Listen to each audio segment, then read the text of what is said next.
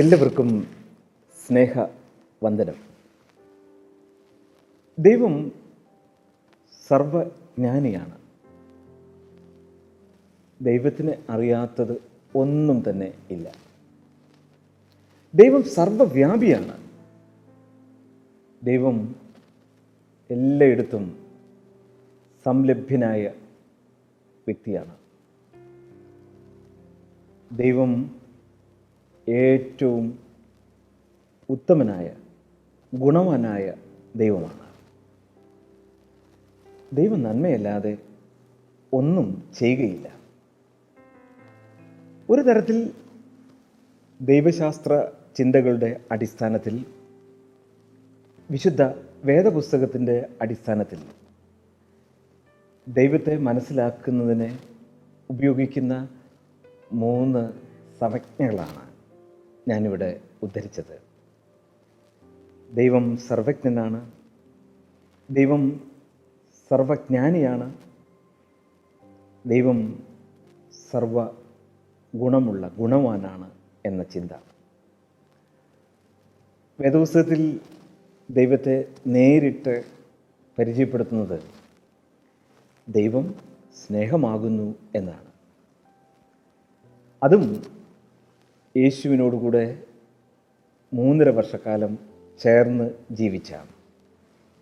യേശുവിനെ ഏറ്റവും അടുത്തറിഞ്ഞ ശിഷ്യനാണ് പറയുന്നത്. വിശുദ്ധ യോഹന്നാൻ പറയുന്നു, ദൈവം സ്നേഹമാകുന്നു എന്ന്. എനിക്ക് തോന്നുന്നത് ഏറ്റവും ഹൃദ്യമായിട്ടുള്ളതും ഹ്രസ്വമായിട്ടുള്ളതും ഏറ്റവും സ്വീകാര്യവുമായിട്ടുള്ള നിർവചനം അതുതന്നെയാണ്, ദൈവം സ്നേഹമാകുന്നു എന്നത്. എന്നാൽ ദൈവത്തെക്കുറിച്ചുള്ള ഇത്തരത്തിലുള്ള തിരിച്ചറിവുകൾ നിലനിൽക്കുമ്പോൾ തന്നെ വിശ്വാസ സമൂഹം ചോദിക്കുന്ന ഒരു ചോദ്യമുണ്ട്. ദൈവം സ്നേഹവാനാണെങ്കിൽ, സർവവ്യാപിയും സർവഗുണവാനും സർവജ്ഞാനിയുമായിരിക്കുന്നു എങ്കിൽ എന്തുകൊണ്ട് ജീവിതത്തിൽ കഷ്ടത? അതിനേക്കാൾ അപ്പുറമായി എന്തുകൊണ്ടാണ് നിരപരാധികൾ കഷ്ടത അനുഭവിക്കുന്നത്? എനിക്ക് തോന്നുന്നത് എല്ലാ കാലത്തും ഈ ചോദ്യം മനുഷ്യൻ ദൈവത്തോട് ചോദിച്ചിട്ടുണ്ട്. ഇന്നും ദൈവത്തോട് മനുഷ്യൻ ചോദിക്കുന്ന ഒരു പ്രധാനപ്പെട്ട ചോദ്യം തന്നെയാണ്, സ്നേഹവാനായ ദൈവമേ, എൻ്റെ ജീവിതത്തിൽ, അല്ലെങ്കിൽ നല്ലവരായ നിഷ്കളങ്കരായ മനുഷ്യരുടെ ജീവിതത്തിൽ എന്തുകൊണ്ടാണ് കഷ്ടത നേരിടുന്നത് എന്ന്. പ്രത്യേകിച്ച് COVID-19 എന്ന ഈ പാൻഡമിക് കാലഘട്ടത്തിൽ, പകർച്ചവ്യാധിയുടെ കാലഘട്ടത്തിൽ മനുഷ്യൻ ചോദിക്കും, എന്തിനാണ് ഇത്തരത്തിലുള്ള കഷ്ടതകൾ ലോകത്തിന് നൽകുന്നത്? ഒരുപക്ഷെ നമ്മുടെ അഭിപ്രായത്തിൽ നിഷ്ഠൂരന്മാരായ ആളുകൾക്കുണ്ടാകുന്ന പതനം, നാശം, കഷ്ടത, അത് നമ്മുടെ ബുദ്ധിക്ക് അത് നിർവചിക്കാൻ കഴിയുന്നതും മനസ്സിലാക്കാൻ കഴിയുന്നതുമാണ് എന്നൊരു ചിന്ത, ഒരു അഭിമാനം നമുക്കുണ്ട്. എന്നാൽ നിഷ്കളങ്കരായിട്ടുള്ളവർ രോഗം മൂലം മരണപ്പെടുമ്പോൾ, അകാല മൃത്യു അടയുമ്പോൾ ചോദിക്കും, ഇതെന്തുകൊണ്ട്? അത് നമ്മുടെ ജീവിതത്തിൽ സംഭവിക്കുമ്പോൾ ഈ ചോദ്യത്തിന് പ്രസക്തി വളരെ വളരെ വലുതാണ്. ഒരു പക്ഷേ ഇന്നത്തെ ഒരു സാഹചര്യത്തിൽ മനുഷ്യൻ ചോദിക്കുന്നു, എന്തുകൊണ്ട് ഈ കഷ്ടത എന്ന്. ഇന്നത്തെ ഈ പകർച്ചവ്യാധിക്ക് ലോകത്തിലെ മഹാരഥന്മാരായിട്ടുള്ള ആളുകൾ, ചിന്തകന്മാർ, മതഭക്തന്മാർ കണ്ടെത്തുന്ന ഒരുപാട് മറുപടിയുണ്ട്. ദൈവകോപമെന്നും പ്രകൃതിയുടെ ചൂഷണത്തിൽ നിന്ന് ഉരുത്തിരിഞ്ഞ ദോഷമാണെന്നും മനുഷ്യൻ്റെ പാപത്തിന് ദൈവം നൽകുന്ന കർമ്മഫലമാണെന്നും ഒരു കൂട്ടം ആളുകൾ പറയുന്നത് പോലെ കർത്താവിൻ്റെ 2ാം വരവ് സമാഗതമായിരിക്കുന്നു എന്നൊക്കെ പറയുന്നവർ ധാരാളമുണ്ട്. എന്തുകൊണ്ടാണ് മനുഷ്യജീവിതത്തിൽ കഷ്ടപ്പാടുകൾ സംഭവിക്കുന്നത്?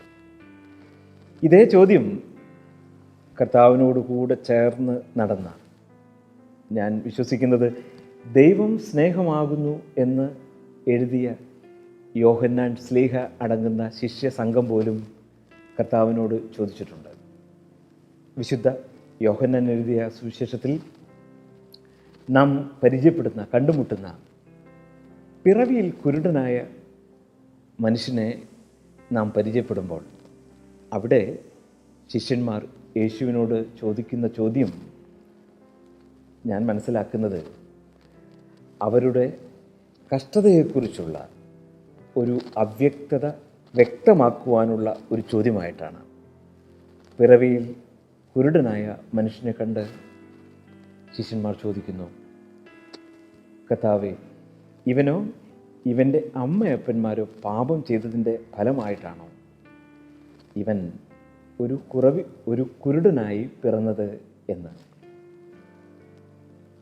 രോഗം പാപത്തിൻ്റെ പരിണിത ഫലമാണ് എന്ന ചിന്ത പഴയ നിയമം നൽകുന്ന ഒരു ചിന്തയാണ്. ശാപവും പാപത്തിൻ്റെ പരിണിത ഫലവുമാണ് രോഗം എന്ന്. ശിഷ്യന്മാർ ഈ ചോദ്യം ചോദിക്കുമ്പോൾ കർത്താവ് എന്ത് മറുപടി നൽകും എന്നത് അവരിൽ തീർച്ചയായും ഉത്കണ്ഠ ഉളവാക്കിയിരിക്കും എന്നതിന് സംശയമില്ല. കർത്താവ് പറയുകയാണ്, ഇവനോ ഇവൻ്റെ അമ്മയപ്പന്മാരോ പാപം ചെയ്തത് മൂലമല്ല, ദൈവത്തിൻ്റെ പ്രവൃത്തി ഇവനിൽ വെളിപ്പെടേണ്ടതിന് വേണ്ടിയാണ് ഈ രോഗം എന്ന്. എന്തുകൊണ്ട് സ്നേഹവാനായ ദൈവം കഷ്ടതകൾ നൽകുന്നു? ഈ പ്രത്യേക സാഹചര്യത്തിൽ അതിൻ്റെ കാരണങ്ങളിലേക്ക് ഒരു എത്തിനോട്ടമാണ്, ഒരു വിശ്വാസപരമായ വിശകലനമാണ് ഈ ധ്യാനം. ഒന്ന്, ദൈവത്തെ കൂടുതൽ അറിയുവാനായി, ദൈവത്തെ വ്യക്തമായി മനസ്സിലാക്കുവാൻ ജീവിതത്തിലെ കഷ്ടതയും പ്രയാസവും നമ്മെ സഹായിക്കുന്നു. സ്നേഹവാനായ ദൈവം എങ്ങനെയാണ് സ്നേഹിക്കുന്നത്, ദൈവം ആരാണ് എന്ന് നമ്മെ മനസ്സിലാക്കുവാൻ സഹായിക്കുന്നതാണ് ജീവിതത്തിൽ നാം അനുഭവിക്കുന്ന കഷ്ടതകൾ. ദൈവത്തെ അടുത്തറിയുവാൻ ജീവിതത്തിൻ്റെ കഷ്ടത മുഖാന്തരമായി തീരുന്നു. ലൂയിസ് ഹിൻഡ് എന്ന് പറയുന്ന ആംഗ്ലേയ സാഹിത്യകാരനെക്കുറിച്ച് നിങ്ങൾ കേട്ടിരിക്കും. അദ്ദേഹത്തിൻ്റെ ജീവചരിത്രത്തിൽ അദ്ദേഹം ഒരു പ്രത്യേക സംഭവം രേഖപ്പെടുത്തുന്നുണ്ട്. അത് മറ്റൊന്നുമല്ല, അദ്ദേഹത്തിൻ്റെ പിതാവിനെക്കുറിച്ചുള്ള തിരിച്ചറിവ് ഉണ്ടായ സംഭവമാണ്. അദ്ദേഹത്തിൻ്റെ പിതാവ്, ലൂയിസ് ഹിൻഡിൻ്റെ പിതാവ്, വളരെ കർക്കശ സ്വഭാവമുള്ള ഒരു വ്യക്തിയായിട്ടാണ് ലൂയിസ് ഹിൻഡ് തൻ്റെ ജീവിതത്തിൽ ബാല്യകാലത്തിൻ്റെ ഒരു ഘട്ടം പിന്നിടുന്നതുവരെ മനസ്സിലാക്കിയിരുന്നത്. ശരിയായ നിയമങ്ങൾ പാലിച്ചില്ലെങ്കിൽ, ചിട്ടയോടെ ജീവിതം നയിച്ചില്ലെങ്കിൽ അതിനെല്ലാം അദ്ദേഹം ശാസിക്കുകയും ചിലപ്പോഴൊക്കെ ശിക്ഷിക്കുകയും ചെയ്യും എന്ന ചിന്തയാണ് ബാലനായ ലൂയിസ് ഹിൻഡിൽ ഒരു കാലയളവ് വരെ ഉണ്ടായിരുന്നത്. അതുകൊണ്ട് അദ്ദേഹം പിതാവുമായി അത്ര സ്നേഹബന്ധത്തിൽ അല്ലായിരുന്നു. കർക്കശക്കാരനായ പിതാവിനെ ഉള്ളിൻ്റെ ഉള്ളിൽ ഭയവും ഒരു പരിധിവരെ ദേഷ്യവും ആയിരുന്നു. ഒരിക്കൽ ലൂയിസ് ഹിൻഡ് തൻ്റെ പിതാവിനോട് കൂടെ ആരാധനയിൽ സംബന്ധിച്ചു കൊണ്ടിരിക്കുകയാണ്. അത് ഒരു ചൂടുള്ള പകൽക്കാലം ആയിരുന്നു. അതുകൊണ്ട് തന്നെ ചൂടിൻ്റെ കാഠിന്യം മൂലം ബാലനായ ലൂയിസ് ഹിൻഡിനെ ഉറക്കത്തിൽ നിന്ന് തൻ്റെ കണ്ണുകളെ തടയുവാൻ കഴിഞ്ഞില്ല. ആരാധനയിൽ സംബന്ധിച്ചു കൊണ്ടിരിക്കുമ്പോൾ ക്ഷീണം മൂലം, ചൂടിൻ്റെ ആധിക്യം മൂലം കൊച്ചു ബാലൻ ആടി തൂങ്ങുവാൻ തുടങ്ങി. ആരാധനയിൽ അലംഭാവത്തോടെ ഇരിക്കുന്നത് പിതാവിന് ഇഷ്ടമല്ല. അതൊരിക്കലും അനുവദനീയമല്ല എന്ന് ലൂയിസ് ഹിൻഡിനറിയാം. അതുകൊണ്ട് തന്നെ ഉറങ്ങി തൂങ്ങി ആടുമ്പോൾ പിതാവ് തന്നെ ശിക്ഷിക്കുവാൻ സാധ്യതയുണ്ട് എന്ന ചിന്തയിൽ സംശയത്തോടുകൂടെ ഏറെ ക്ലേശപ്പെട്ട് പിതാവിൻ്റെ മുഖത്തേക്ക് ലൂയിസ് ഹിൻഡ് നോക്കും. പക്ഷേ ഒരു തരത്തിലും ഉറക്കം, അതിൻ്റെ ക്ഷീണം തടയുവാൻ അവന് കഴിഞ്ഞില്ല. ഒരിക്കൽ ഇങ്ങനെ തൂങ്ങി ആടുന്നതിനിടയിൽ പിതാവിൻ്റെ കരങ്ങൾ ഇങ്ങനെ മുഖത്തിൻ്റെ പാർശ്വങ്ങളിലൂടെ അടുത്തു വരുന്നത് ലൂയിസ് കണ്ടു. ലൂയിസ് ഹിൻഡ് ഞെട്ടിത്തരിച്ചുപോയി. കൊച്ചു ബാലൻ വിചാരിച്ചു ആരാധനാലയത്തിൽ ഇരുന്ന് ഉറങ്ങുന്നതിനെ ശിക്ഷിക്കുവാനായിട്ടാണ് ആ കൈകൾ നീട്ടുന്നത് എന്നാണ്. പക്ഷേ ഏതാനും സെക്കൻഡുകൾക്കുള്ളിൽ മനസ്സിലായി, ക്ഷീണിച്ച ആ ബാലൻ്റെ അവസ്ഥയിൽ അവനെ ശിക്ഷിക്കുവാനല്ല, ഉറക്കം തൂങ്ങുന്ന തൻ്റെ മകനെ ആ പിതാവ് തൻ്റെ വിരിഞ്ഞ മാർവിടത്തിലേക്ക് ചേർത്ത് പിടിച്ച് അവനെ ആ പകലിൽ ഉറങ്ങുവാനുള്ള അവസരം ഒരുക്കുകയായിരുന്നു. അതിനുവേണ്ടിയായിരുന്നു ആ കൈകൾ പാർശ്വങ്ങളിലൂടെ വന്നത് എന്ന് മനസ്സിലാക്കുവാൻ അധിക സമയം വേണ്ടി വന്നില്ല. പിതാവിൻ്റെ ആ വിരിഞ്ഞ മാർവിൽ പിതാവിൻ്റെ ആശ്ലേഷണം ഏറ്റുകൊണ്ട് ആരാധന കഴിയുന്നതുവരെയും ലൂയിസ് ഹിൻഡ് ഉറങ്ങി വിശ്രമിച്ചു. ലൂയിസ് ഹിൻഡ് പറയുകയാണ്, ശിക്ഷിക്കുന്ന പിതാവ് മാത്രമല്ല എൻ്റെ പിതാവ്. എൻ്റെ വേദനയിൽ, എൻ്റെ ആവശ്യങ്ങളിൽ എന്നെ സഹായിക്കുന്ന ഒരു സ്നേഹമുള്ള, വാത്സല്യമുള്ള പിതാവ് കൂടിയാണ് എൻ്റെ അപ്പൻ എന്ന് ലൂയിസ് ഹിൻഡ് പറയുന്നു. എൻ്റെ പിതാവിനെ ഏറ്റവും അധികം അടുത്തറിഞ്ഞ ആ ദിവസമായിരുന്നു ആ ആരാധനയിലുള്ള എൻ്റെ പങ്കെടുക്കൽ. വിശുദ്ധ വേദപുസ്തകത്തിൽ 23-ാം സങ്കീർത്തനത്തിൽ ദാവീദ് പറയുന്നതും മറ്റൊന്നുമല്ല, കൂരിരുൾ താഴ്വരയിൽ കൂടി നടന്നാലും ഞാൻ ഒരനർത്ഥവും ഭയപ്പെടുകയില്ല, നിന്റെ വടിയും കോലും എന്നെ ആശ്വസിപ്പിക്കും. കഷ്ടതകളുടെ മധ്യത്തിൽ നമ്മെ കൈവിടുന്നവനല്ല, കഷ്ടതകളിൽ നമ്മെ ചേർത്ത് അണയ്ക്കുന്ന ദൈവ സ്നേഹമാണ് എന്ന് തിരിച്ചറിയുവാൻ കഴിയുന്നതാണ് പലപ്പോഴും ജീവിതത്തിലെ കഷ്ടതകൾ എന്ന് നാം മനസ്സിലാക്കണം. വിശുദ്ധനായ ഇയ്യോബ് തൻ്റെ കഷ്ടതയുടെ മധ്യത്തിൽ തൻ്റെ സഹധർമ്മിണിയോട് പറയുന്നുണ്ട്, ദൈവം ശിക്ഷിക്കുകയും സ്നേഹിക്കുകയും ചെയ്യും എന്ന്. ജീവിതത്തിൽ പലപ്പോഴും കഷ്ടപ്പാടുകളും ബുദ്ധിമുട്ടുകളും വരുന്നത് ദൈവത്തിൻ്റെ സ്നേഹം, ദൈവം ആരെന്ന് കൂടുതൽ ആഴമായി തിരിച്ചറിയുവാൻ നമ്മെ സഹായിക്കും. മറ്റൊന്ന്, ദൈവത്തിൻ്റെ പദ്ധതികൾ മനസ്സിലാക്കുന്ന സന്ദർഭമാണ് ജീവിതത്തിൽ കഷ്ടതകളുടെ മേഖലകൾ. ദൈവം എത്രമാത്രം സ്നേഹിക്കുന്നു എന്ന് മനസ്സിലാക്കുവാൻ പലപ്പോഴും കഷ്ടതയിലൂടെ നമുക്ക് കടന്നു പോകേണ്ടതായി വരും എന്നത് വിശ്വാസ ചരിത്രം തെളിയിച്ചിട്ടുള്ള ഒരു സത്യം മാത്രമാണ്. നമുക്ക് പലരുടെയും ജീവിതത്തിൽ അത് ദർശിക്കുവാൻ കഴിയും. തിരുവനന്തപുരത്ത് സീസൈ ക്രൈസ്റ്റ് ചർച്ച് അങ്കണത്തിൽ അതിമനോഹരമായ ഒരു ചെറിയ ശവകുടീരം ഭംഗിയായി സൂക്ഷിച്ചിരിക്കുന്നു. ആ ശവകുടീരത്തിൻ്റെ മുകളിൽ ഗോഡ് ഈസ് ലവ് എന്ന് എഴുതി വച്ചിട്ടുണ്ട്. ആ കൊച്ചു ശവക്കല്ലറയുടെ പിൻപിൽ ഒരു ചരിത്രമുണ്ട്. ഇമ്പീരിയർ ബാങ്കിൽ പ്രവർത്തിച്ചിരുന്ന ഇംഗ്ലീഷ് ദമ്പതികൾ, അവർക്ക് ദീർഘകാലം പ്രാർത്ഥനയോടും പ്രതീക്ഷയോടും കാത്തിരിക്കേണ്ടി വന്നു ഒരു കുഞ്ഞിക്കാൽ കാണുവാൻ. ദീർഘനാളത്തെ പ്രാർത്ഥനയുടെ ഫലമായി ദൈവം അവർക്ക് ഒരു ആൺകുഞ്ഞിനെ നൽകി. സന്താനലബ്ധിയിൽ ഏറെ സന്തോഷിച്ച ആ ദമ്പതികൾ. പക്ഷേ ആ സന്തോഷം അധികകാലം നീണ്ടു നിന്നില്ല. 10 മാസമായപ്പോൾ പെട്ടെന്നുണ്ടായ ഒരു അസുഖം മൂലം ആ കുഞ്ഞ് ഈ ലോകത്തിൽ നിന്ന് മാറ്റപ്പെട്ടു. ആ വേർപാട് അവർക്ക് സഹിക്കാവുന്നതിനേക്കാൾ അപ്പുറമായിരുന്നു. അവർ ദൈവത്തെ ചോദ്യം ചെയ്തു. ഏറെക്കാലം പ്രാർത്ഥനയുടെ മറുപടിയായി ലഭിച്ച ഞങ്ങളുടെ കുഞ്ഞ്, ഞങ്ങൾക്ക് ലഭിച്ച ഏറ്റവും അമൂല്യമായ ആ ഒരു സമ്പത്ത്, നിഷ്കളങ്കനായ കുഞ്ഞ്, എന്തിനാണ് ഞങ്ങളുടെ കുഞ്ഞിനെ ഞങ്ങളിൽ നിന്ന് അകറ്റിയത്?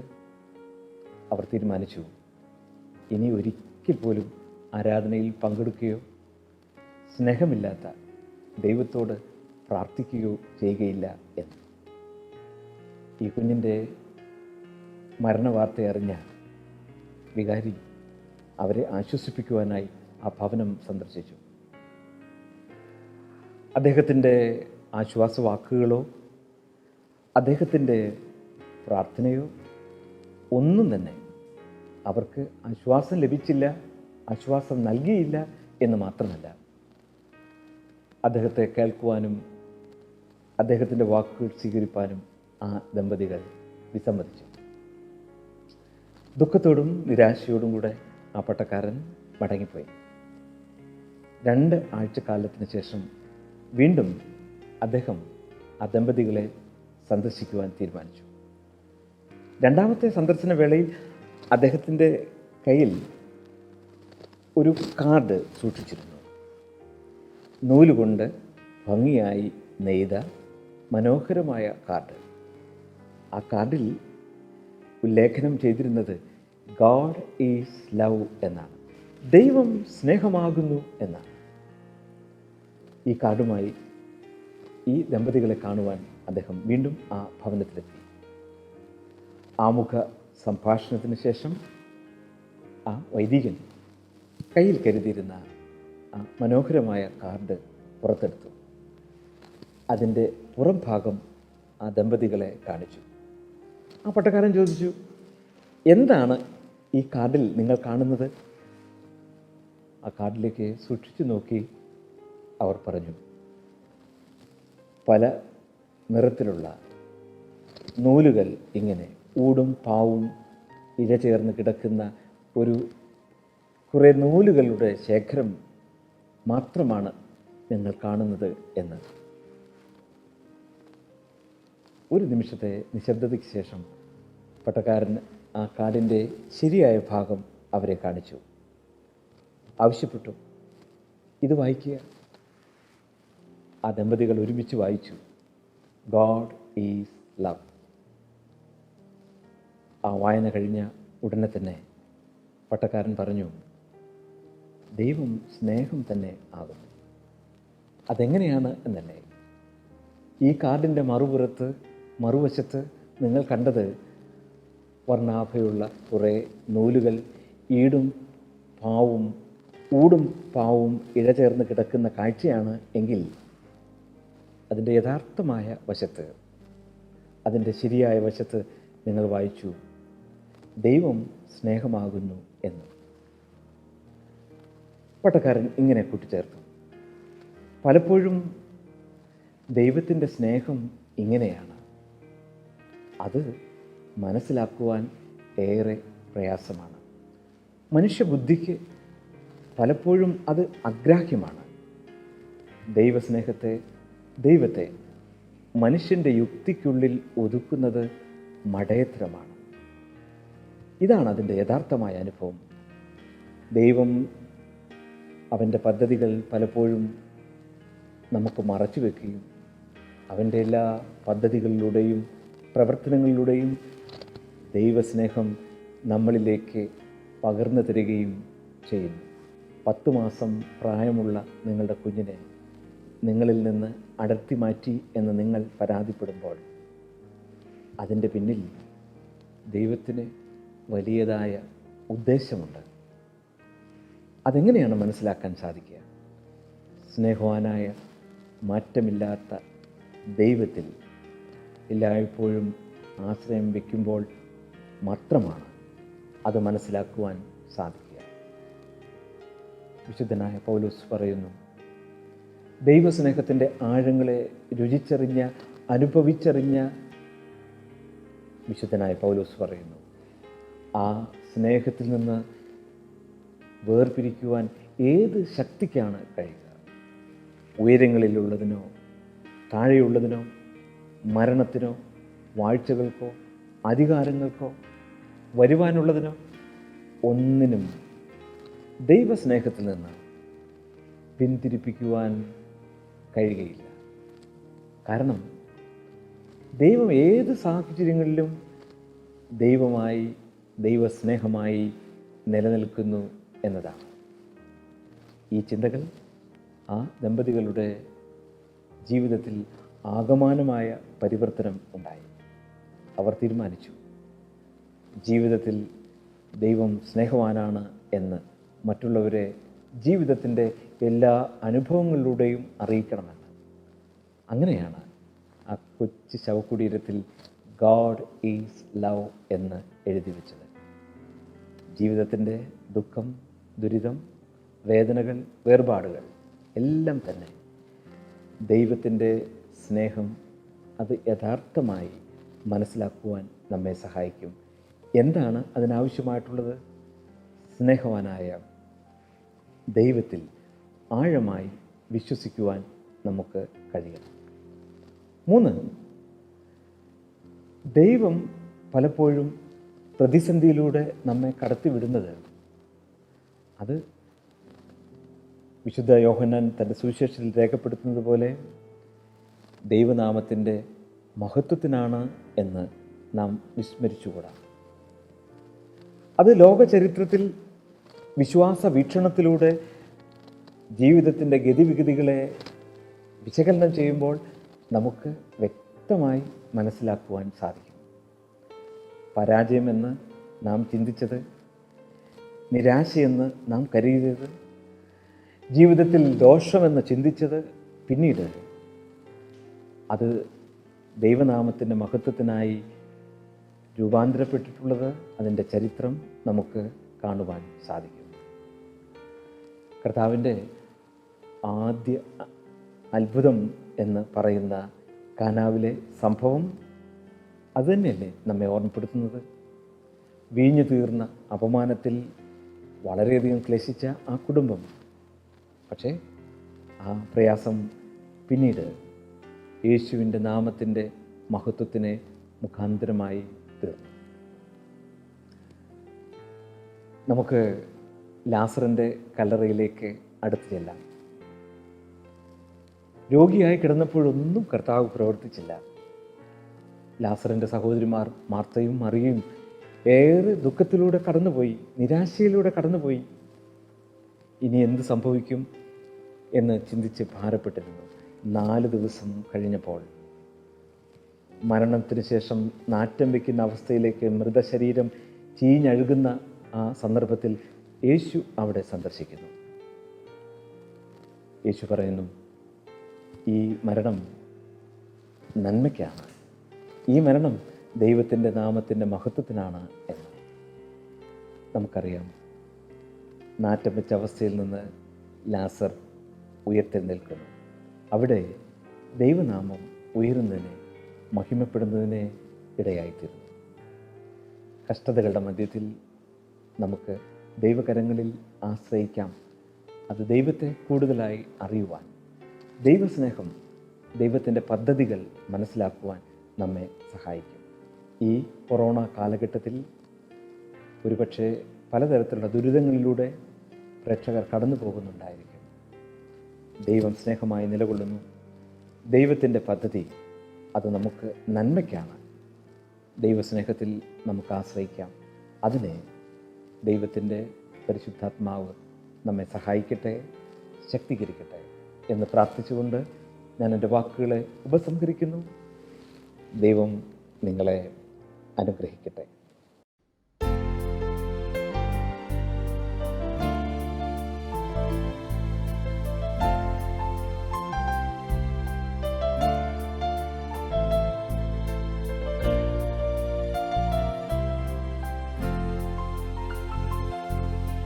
തിരുബലിയിൻ ശബ്ദം എന്നിൽ നിറയുമ്പോൾ തിരുഹിതമറിയാനായി ഒരു നിമിഷമിതാകുന്നു. എൻ ജീവിത ദർശനമൂല്യമതറിയുന്നു. തിരുബലിയിൻ ശബ്ദം എന്നിൽ നിറയുമ്പോൾ തിരുഹിതമറിയാനായി ഒരു നിമിഷമിതാകുന്നു. എൻ ജീവിത ദർശനമൂല്യമതറിയുന്നു. എന്നെ നൽകാനായി ഒരു നിമിഷമിതാകുന്നു. അവനിൻ രക്തമതാൽ അവൻ എന്നിൽ നിറയുന്നു. ഇനി അവനായി ഞാൻ തീരാൻ എന്നിൻ നിലവുകളിൽ ഒരു കനവായി ഒരു നിറവായി തിരുഹിതമറിയാനായി തിരുബലിയിൻ ശബ്ദം എന്നിൽ നിറയുമ്പോൾ തിരുഹിതമറിയാനായി ഒരു നിമിഷമിതാകുന്നു. എൻ ജീവിത ദർശനമൂല്യമതറിയുന്നു.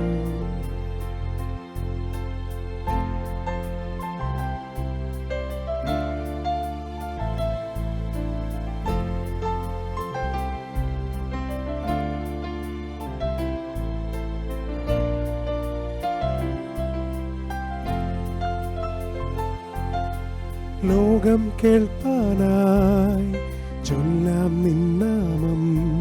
എൻ ജീവിത വഴികളിലും നിന്നെ നിറപ്പാനായി നൽകുക നിന്നെ പാനം ചെയ്യുമ്പോൾ. ലോകം കേൾപ്പാനായി ചൊല്ലാം നിന്നാമം. എൻ ജീവിത വഴികളിലും നിന്നെ നിറപ്പാനായി നൽകുക നിന്നെ പാനം ചെയ്യുമ്പോൾ. എന്നെ നൽകാനായി ഒരു നിമിഷമിതാകുന്നു. അവനിൻ രക്തമതാൽ അവൻ എന്നിൽ നിറയുന്നു. ഇനി അവനായി ഞാൻ തീരാൻ എന്നിൻ നിലവുകളിൽ ഒരു കനവായി ഒരു നിറവായി തിരുഹിതമറിയാനായി തിരുബലിയിൻ ശബ്ദം എന്നിൽ നിറയുമ്പോൾ തിരുഹിതമറിയാനായി ഒരു നിമിഷമിതാകുന്നു. എൻ ജീവിത ദർശനമൂല്യമതറിയുന്നു.